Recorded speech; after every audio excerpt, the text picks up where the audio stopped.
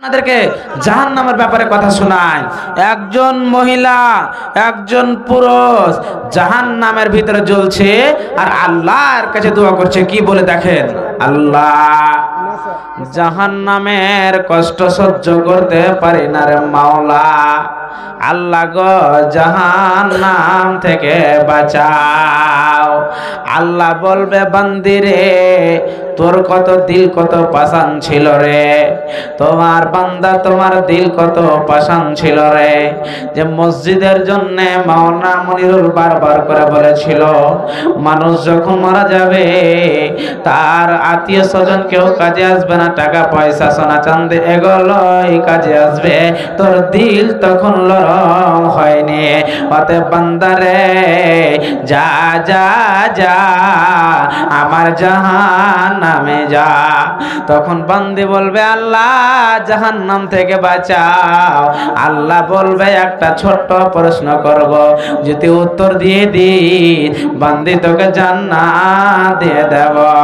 তখন বান্দি বলবে আল্লাহ তাড়াতাড়ি বলেন মালিক মাওলা আর পৃথিবীতে ভুল করব না, আর গুনাহ করব না।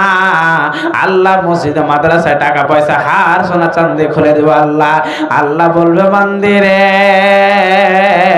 তুই আজকে আমার জাহান্নামে পড়েছিস, তবে শোন প্রশ্নের উত্তর দিয়ে দি আমি তোকে জান্নাত দিয়ে দেব। সেদিন বান্দা বান্দি বলবে আল্লাহ তাড়াতাড়ি বল, আল্লাহ তাড়াতাড়ি। আল্লাহ বলছেন হাত্তা এলেজাল জামালো ফি সামিল খিয়াল। বান্দারে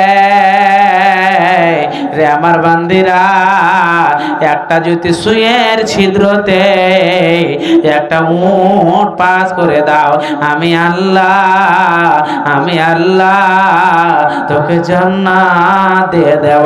বান্দা বান্দি সেদিন হতাশ হয়ে যাবে আর বলবে আল্লাহ একটা সুই তো দূরের, একটা উট তো দূরের কথা রে মাওলা, একটা উটের 5টা রুম পার করতে পারবো না।